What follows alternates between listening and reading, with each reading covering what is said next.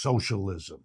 This other of capitalism's been around a long while, seems to be coming back now in various parts of the world, something about which a level of nonsense is spoken in the United States that's downright embarrassing to me. Socialism is the number one alternative to capitalism. In the United States, this is very poorly understood. So I'm going to give you an example of places today where socialism is in power, where socialists are the government and have been elected and put there either by a vote or by a revolution or by both. Ready? The last general election in Germany, the number one political party at the end of the elections, only a few weeks ago, was the German Socialist Party, now renamed the German Social Democratic Party, but its long history is the German Socialist Party. So the most important economy in Europe, the number one political party, is a socialist party. In Portugal, another European country, there's a three-party coalition. The strongest party is the Portuguese Socialist Party. Its coalition partner number two is the Portuguese Communist Party. And the third member of the government of Portugal is the Portuguese Green Party. Do you understand? This is a socialist government in Portugal. Then there is China, the number one contender of the United States, which calls itself socialism with Chinese characteristics. Then, just to mention a few other kinds of socialism, Cuba, Bolivia, Chile. I mention them all because in right-wing America, socialism is equated with one country, Venezuela, as if somehow what you could say about Venezuela covers everything. Now, mostly that's ignorance, but it's also malevolence. It would be the equivalent if I said, well, let me tell you about capitalism, and I'm going to use the Philippines, Paraguay, and Liberia as my examples. How long would that last before somebody with half a brain made the obvious criticism? Socialism has three basic varieties in the world today. If I had more time, I would go into all the history, but I want to make sure the three are understood. Number one, socialism regulates and limits capitalism. It leaves the enterprises owned and operated by capitalists. All it does is say, you can't go this far. For example, you can't pay below this as a minimum wage.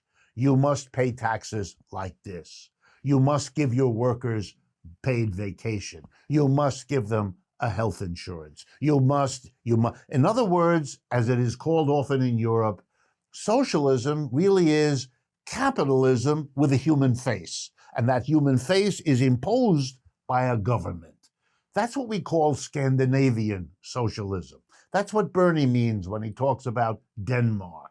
That's what Western Germany, France, Italy, Spain, that's what they do. Socialism is capitalism with a governmental constraint. Then there was the Soviet Union. That was a little different.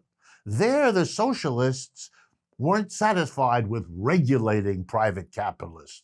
They told the private capitalists, go away. You don't own anything anymore. The government is going to take over and run the enterprises. That's another kind of socialism, not what they have in France or Germany or Scandinavia. It's what they had in Russia for a while. China is a hybrid between those first two. That is, it has a huge private capitalist sector regulated by a socialist government, sort of like Western Europe and Scandinavia. But it has another sizable sector of its economy owned and run by the government. That's a bit like the Soviet Union was. So think of hybrid and think of China's logic, because they've explained it.